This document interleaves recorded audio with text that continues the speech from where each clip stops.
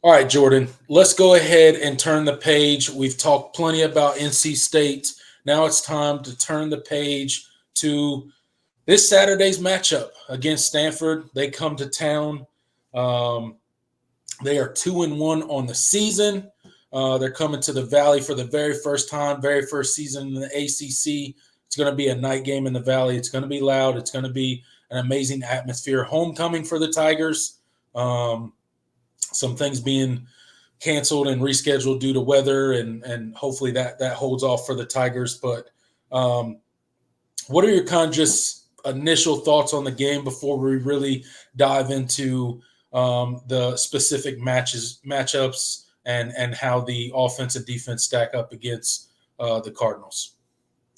Yeah, I mean, this is a really interesting matchup for Clemson. Without getting into the nitty gritty, but Stanford, on the course of the year, it has been a really intriguing team to watch. Their results have been kind of head scratching in a way in terms of how they played out. Their first game against TCU, they they won the turnover battle 1-4 and lost by a touchdown. And they were outgained by almost 200 yards, but they stayed in the game. Cal Poly was what it was. They were the better team. But then this past week against Syracuse, it just, I never felt like in any of in their two games against Power Five opponents, they really should have been in the game the way that they were. Yeah. But man, they're just scrappy, man. And they have, this is not an overly talented football team. I mean, I think it's pretty obvious. Yeah. But they have some really, really talented playmakers, and they find a way to get plays whenever they need them.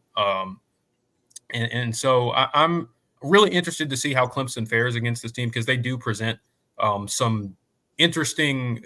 I'm saying interesting a lot, but it really is. They really are kind of an intriguing team. They're going to present Clemson a lot of different looks on both sides of the ball. And so, and they're extremely scrappy. So and with the weather potentially affecting this game, this game has some opportunity to be a little bit weird as far as a results standpoint. It's not necessarily in the win-loss column, but just kind of how the game plays out. Yeah, I think you make a couple good points there. Obviously, Stanford doesn't have the talent, or anywhere near the talent, that Clemson's roster is going to go out there on the field with.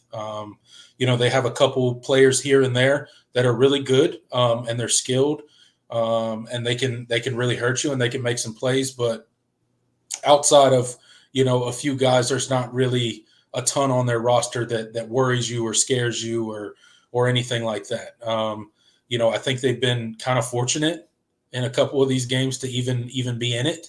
That Syracuse game, I watched a good portion of that game, and that was, somewhat of an ugly game, which seems to be like the MO of Stanford, or of not Stanford, but Syracuse in their stadium. I remember the last game I went to up there when Clemson played, it was kind of an ugly back and forth, 14-17 game. Weird stuff happens up there. It's kind of an interesting place to play. It's more of you're playing in a basketball stadium than you're playing in a football stadium. But they, they squeak out a win there. And they didn't play well for a lot of the game. They really struggled to run the ball. Daniel's not really speaking bad about him, but they really have no downfield threat. No downfield passing game, really. He can make some plays with his legs, and he can hurt you for certain if you let him get outside the pocket. But outside of that, I find it really difficult to find the plays for Stanford in this game against this Clemson defense. Now, we've talked about this Clemson defense, and they have not played a perfect season at all. The linebackers have struggled at times. The defensive line has struggled to get pressure at times, certain points and times of the game.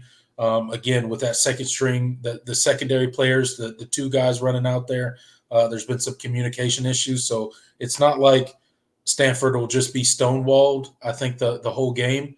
I think they'll get some movement and some positive stuff going on offense, but at the end of the day, I just don't see.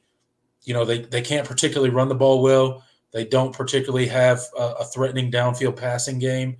I just don't see the plays that they'll be able to make against this Clemson defense in order to keep up with what looks like a really explosive Clemson offense.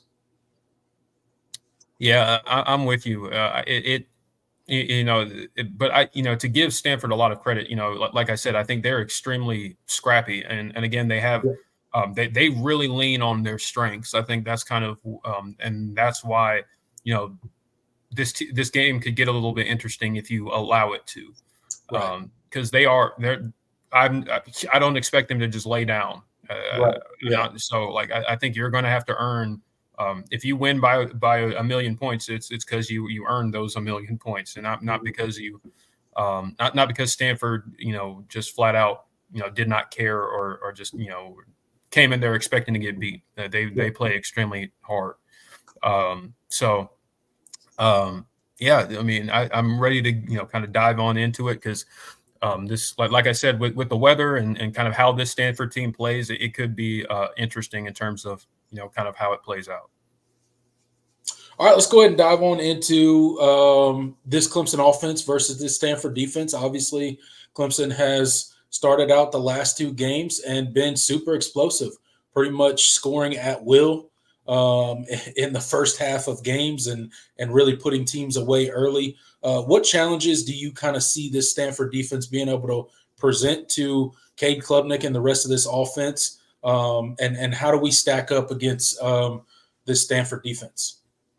Yeah, I mean Stanford defensively, I think one of the things that has helped them, in their games has been just their commitment to stopping the run, as you mentioned. I mean, against the two Power Five opponents they played in TCU and Syracuse, both teams had under 4 yards of carry. They really do dedicate a lot of resources to stopping the run, but they're not overly aggressive in doing it. It's really just kind of a numbers game and kind of how they, kind of play with, offensive linemen's protections and communication. They kind of sort of run that. It's not really a 4-2-5 because they kind of have two stand up rush end linebackers. So it's more of like a 2-4-5. And they like to play a lot with, sending guys, dropping guys into coverage. Right. And it gives a lot of, of eye candy and a lot for your quarterback and your offensive line as far as communication is concerned. So that's kind of why this Stanford defense has been able to keep them in games a lot of the way, and they've been really good at stopping the run through 3 games at least. And so I think from a Cade standpoint, it's going to be just kind of trusting your eyes and also making a lot of they are not a heavy man team. They don't trust I did not see them play a lot of man in either of their games. It's a lot of zone pressure stuff. So I think it really just is about Cade being patient and his receivers being in communication, finding soft spots in the zone, and delivering the ball on time, which through these past 2 weeks, Cade has been really, really good at. And so they don't generate a ton of pressure, but like I said, they can make you uncomfortable by giving you a lot of different looks, a lot of simulated pressures, and stuff like that to kind of just make the quarterback feel uncomfortable, even when they shouldn't be. So this Stanford defense, they're well coached. They're not overly talented. They lost a couple of NFL defensive backs from last year. So they're still kind of trying to replace that, and that's kind of why they've given up a lot of passing yards. As kind of a consequence of their commitment to stopping the run. So, I think there will be plays to be had against this defense, especially on the back end. So it's just about being patient and the receivers, doing their job, and I think you'll be okay. Yeah, absolutely. Cade has proven over the past couple weeks that he can be those things, right? He can be patient. He can play within the offense. He can trust his eyes. He can take what the defense is giving him, and he can make the right decisions even when under duress by the defensive line if they bring pressure or they got a free blitz or anything like that. He's shown the ability to stand in there, deliver a proper throw to the right guy, and make the right decision, and it turns into explosive plays, right? Um, to your point, the back end of this defense is not very good. Um, and with the depth that Clemson has at the wide receiver position and the mismatch of Jake Brenning-Stool and what that'll present to this defense, I think there's a lot of plays to be made in the passing game. And I think Clemson will be able to run the ball against Stanford. I know they've been pretty good against the run, but again, this is going to be the best offensive line that they've faced to this point. And they've yet to face a running back like Phil Maffa. And he's just a guy that runs with a lot of power, but he's got that second gear as well to break off big runs. And obviously, we saw what Cade is, capable of doing in the running game with that big 55-yard quarterback run last week. So I think Clemson will be able to, kind of play within their game. The big thing is going to be taking care of the football, right? If this does turn into one of those weather games, Clemson can't go out there and get reckless with the ball and put it on the ground, and Cade can't get caught trying to force things that aren't there. If you have to take that check down and live to play another down, I think that's the only way that you see this defense kind of keep them in the game for any period of time. If Clemson starts going out there, try to do too much, put the ball on the ground, give them a short field or something like that. Outside of that, I don't really see a way that they keep this particularly close or competitive for, a big portion of the game. Yeah, absolutely. I mean, I think it really is just about guys doing their job. I mean, and if obviously weather could affect kind of how they go about game planning and stuff. It depends. But we'll see kind of what the forecast is like. I believe it's only about like a 30% chance of rain at this far out. They said around the time of kickoff, like a 30% chance of showers. So I don't expect it to be like 2015 Notre Dame out there. Right. Yeah. No hurricane game. It looked like the storm was kind of headed, right up the East Coast essentially, but now it looks like on a lot of the models it's turning, far more west into the interior of the United States. So, as of right now, that's what happened. Who knows? It could turn and direct hit over Clemson, South Carolina, and it could be, a muddy mess, hurricane game 2.0. But as of right now, it doesn't look like it's gonna be like that. So we'll see. Like I said, Cade's just gotta play within the offense, do what he does, do what he's been doing the past couple of weeks, right? Just make the right decisions, make the right reads, trust your eyes, and don't get caught playing hero ball. If you got to throw it away, throw it away. If you got to check it down, check it down. If you got to take a negative play, take the negative play, right, instead of the catastrophic turnover. But to this point in the season, he's proven that he has grown in every single one of those categories and is willing and capable of doing all of those things. So I think this matchup is pretty well in the favor of the Clemson offense. Now let's go ahead and turn the page to the defensive side of the ball for the Tigers. Obviously, this Stanford team, guys, somewhat of a mobile quarterback. You let him get outside, he can definitely hurt you. Pretty good wide receivers or wide receiver, a guy that can he can make plays. And watching that, I watched the Syracuse game last week, and for whatever reason, Syracuse was letting these receivers get behind them on what seemed like every single play. Luckily, Daniels didn't connect with pretty much any of them. He overthrew almost every single one of them. But these dudes were, they had their DB stacked on what seemed like every single play. Obviously didn't connect on any of them or very many of them, but obviously they have some ability there.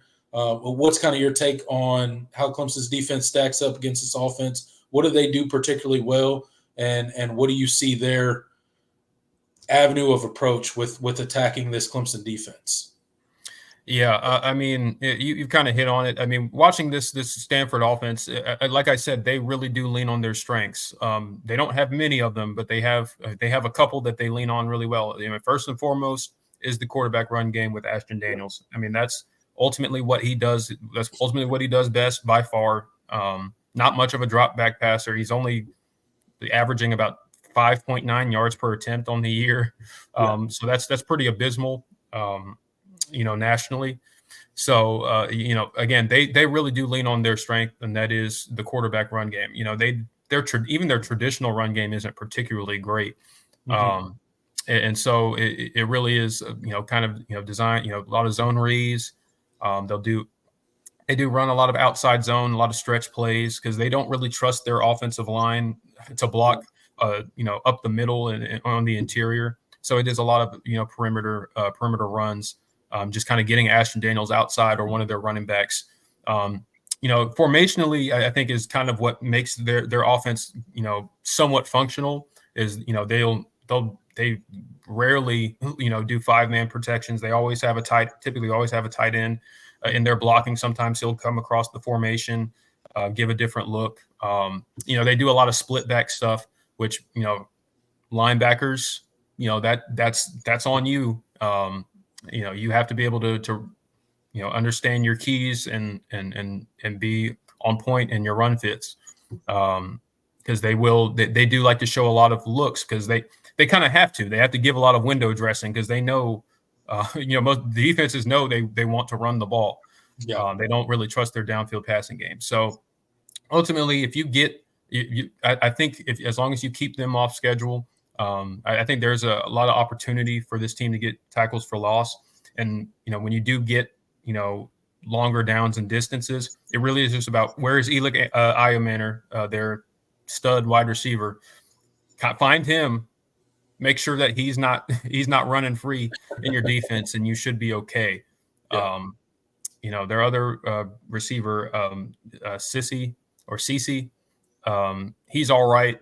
But, beyond that, they don't really have a ton of playmakers that you have to worry about. They are not explosive at all in the passing game if it's not a ball being thrown to Yeah. Iomanner. So it really is about kind of, linebackers being on the linebackers. They're a lot of what they do is going to determine whether or not you have success stopping Stanford's running game because they will, like I said, they will give you a lot of window dressing to make it more difficult, so you're not just keying in on the run because they know that they can't pass in the traditional sense. It's a lot of so linebackers again be on point because they do a lot of RPO stuff as well, so which is also a lot of the linebackers' responsibility as far as taking care of. So, this Stanford team, I think, they're really scrappy, and I think that's kind of the biggest thing. And Ashton Daniels with his legs is extremely dangerous. So you take care of those things and, identify where Elick Iomanner is on the field at all times. You should be all right. Yeah, absolutely. Look, obviously, this matchup on paper is very favorable for the Tigers. I think again, outside of the things that we kind of already outlined of how Stanford stays in this game, turnovers, being very opportunistic, things like that. I think this game will probably get away from them. They just don't, possess the offensive firepower to really, I think consistently put drives together against this Clemson Tigers team. I'm not saying they don't put a couple drives together and score some points. Obviously, uh, they have Daniels who can hurt them with the quarterback run, get out on the edge, and really test the east to west ability of that linebacker core and tackling in open field and stuff like that. But outside of that, this really is a mismatch for Stanford. They're coming into the Valley. It's a night game. Again, I'm not saying they've never played in a loud, raucous environment, but Death Valley is one of those unique places. And I just don't see them being able to hang around very long with the Tigers. Yeah. And so, but again, like I said, this Stanford team is extremely scrappy. So, they're going to, they've played above their talent level, I think, through 3 games so far. Yeah, and absolutely. That's a credit to them and their head coach. Why am I blanking on his name right now? So, but again, this is going to be a tougher challenge than Syracuse or TCU. I mean, you're traveling all the way across the country for the second time in a week, second time in 2 weeks. Those travel schedules for Stanford and Cal are brutal. I do not envy them. That is not a fun travel schedule to be a part of. But I guess at least you're in a Power 4 conference. You could be the other two that are kind of left hanging at this point. But before we turn the page on the Stanford preview versus our Tigers, let's switch gears and talk a little bit about special teams, how special teams have been so far for the Tigers, and how that may influence the game on Saturday.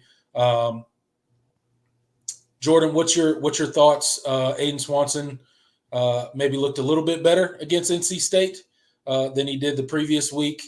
What's your thoughts on the special teams and any sort of way it could play into this game? Yeah, I mean, one thing I thought special teams did really well against NC State. Again, you had some really nice returns. Just giving the offense opportunities in shorter fields, that's something that they did really well. You didn't have to punt a whole lot against NC State, especially in that first half. But yeah, I thought Aiden Swanson was okay. But he still just has not been at the level that he was last season. So, but I think the good thing is you didn't, now that you have an offense that can score, you don't really need him to flip the field all that much. Right. Nolan Hooser continuing, hit his, as long as you kick your extra points, we haven't really asked him to make a ton of field goals this season. So right. The ones he did were, chip shots. So I'm perfectly fine with that. I mean, eventually we're going to have to find out, if he can hit. Yeah. Eventually we're going to test his leg on, a 40-plus yard field goal or something. But we haven't as of yet. Yeah, I haven't had to do that. So, I think that he should be okay in that aspect. Coverage is, kick coverage has been really good. Robert Gunn has been, I think he's been like almost 100% on touchbacks. I don't think I can't remember a return that Clemson's allowed this year. Maybe we did against Georgia. I can't seem to remember a kick return, any sort of kick return at all. I think everything's been a touchback. Yeah. So he's got to continue to do that. Robert Gunn continuing to kick, out of the end zone. Yep. It's working. Just keep doing it. Hey, they can't bust one on you if they can't break a big explosive play if you don't give them an opportunity. And he's been probably one of the most consistent kickers with getting touchbacks this season. So I mean, really, the MO for special teams at Clemson, historically has just been don't lose us the game. So absolutely continue to not lose us the game. And make sure the special team ain't doing too much. Okay? Yeah, just kick extra points. Punt the ball every now and then, and avoid the catastrophic play. No more special teams trick plays. Let's stay away from them.